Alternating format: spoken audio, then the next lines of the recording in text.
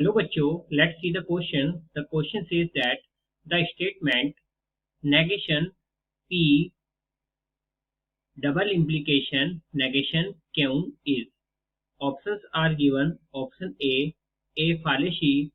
Option B equivalent to P double implication Q. Option C equivalent to negation P double implication Q. Option D a tautology.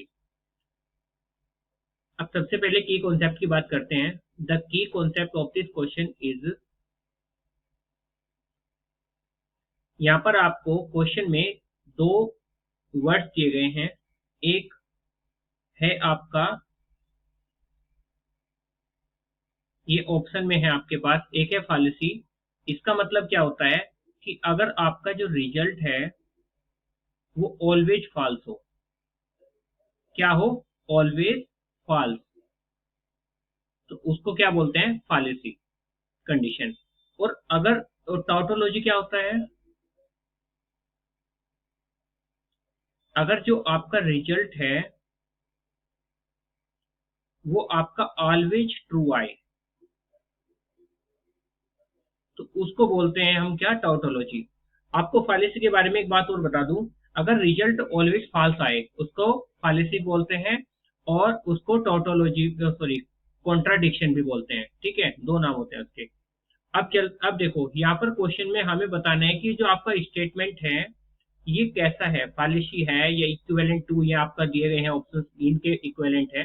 तो इसके लिए क्या करना पड़ेगा? हमें ट्रुथ टेबल डिजाइन करनी पड़ेगी. ठीक है, वो सबसे आसान तरीका रहता है समझाने का. ठीक है, अदरवाइज हम इसको प्रॉपर्टी से भी यहाँ पर कर सकते हैं.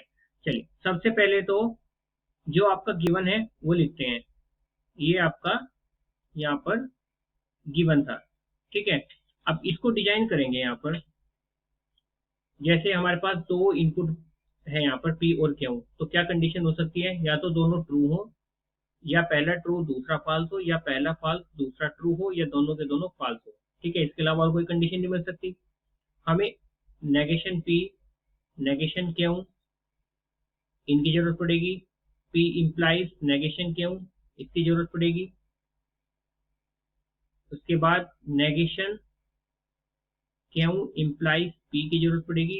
इन दोनों के कॉम्बिनेशन से हमारा P double implication negation Q, इसकी वैल्यू यहाँ पर निकल जाएगी. ठीक है, आफ्टर दैट इसका पूरे का कंप्लीट नेगेशन भी निकालना है. तो negation of P double implication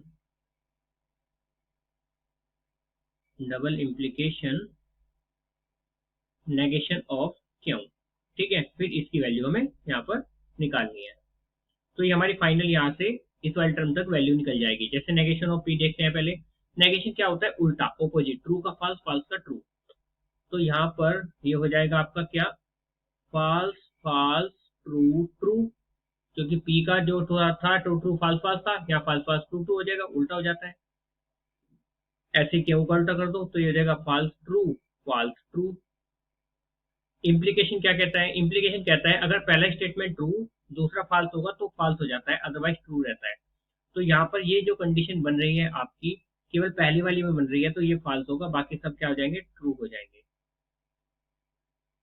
second वाले में वही कंडीशन, ये आपका कहाँ बन रहा है? लास्ट में बन रहा है, बाकी सब ट्रू हो जाएंगे. उसके बाद डबल इम्प्लीकेशन क्या कहता है कि इन दोनों का आप एंड कॉम्बिनेशन ले लो, उसी को डबल इम्प्लीकेशन हो जाएगा. एंड क्या कहता है कि जब दोनों ट्रू होते हैं तो ही ट्रू होता है, अदरवाइज फॉल्स. तो ये दोनों ट्रू, ये फॉल्स. इसका भी नेगेशन करना है तो ये फॉल्स का ट्रू हो जाएगा, ट्रू का फॉल्स हो जाएगा, फिर ट्रू का फॉल्स हो जाएगा, फॉल्स का फिर ट्रू हो जाएगा. ठीक है, ये फाइनली आपका यहाँ पर आ गया.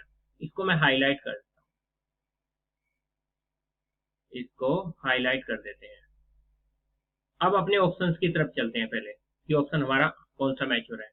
अब आप देखेंगे कि वो दो ऑप्शन तो यहाँ पर हमारे खत्म हो गए, एक ये वाला ऑप्शन और एक ये वाला ऑप्शन. ये तो नहीं हो सकते. क्यों नहीं हो सकते? फॉल्स तब होता जब मैंने क्या बोला? Always true, sorry always false. Always false मतलब सारे रिजल्ट फॉल्स. रिजल्ट तो सारे फॉल्स नहीं आए, कुछ ट्रू है कुछ फॉल्स है. और सारे ट्रू होते तो टाउटोलॉजी होता, सारे ट्रू भी नहीं है, तो ये दोनों ऑप्शन तो आपके गए. बाकी दो ऑप्शन को चेक करना पड़ेगा फिर. चेक करने के लिए इनको निकालना पड़े, इनको हमें इनकी ट्रुथ टेबल डिजाइन करनी पड़ेगी। चलिए करते हैं।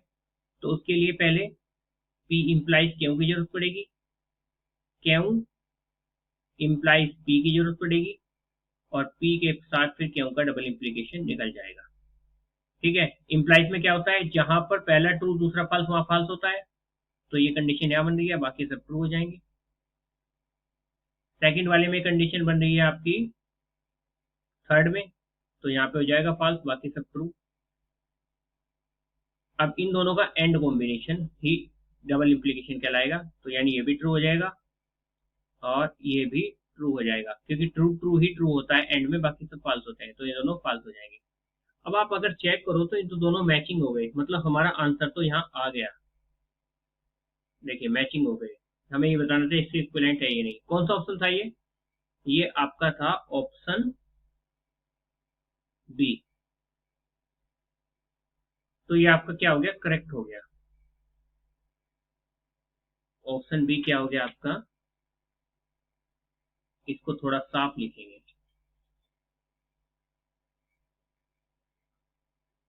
Option B.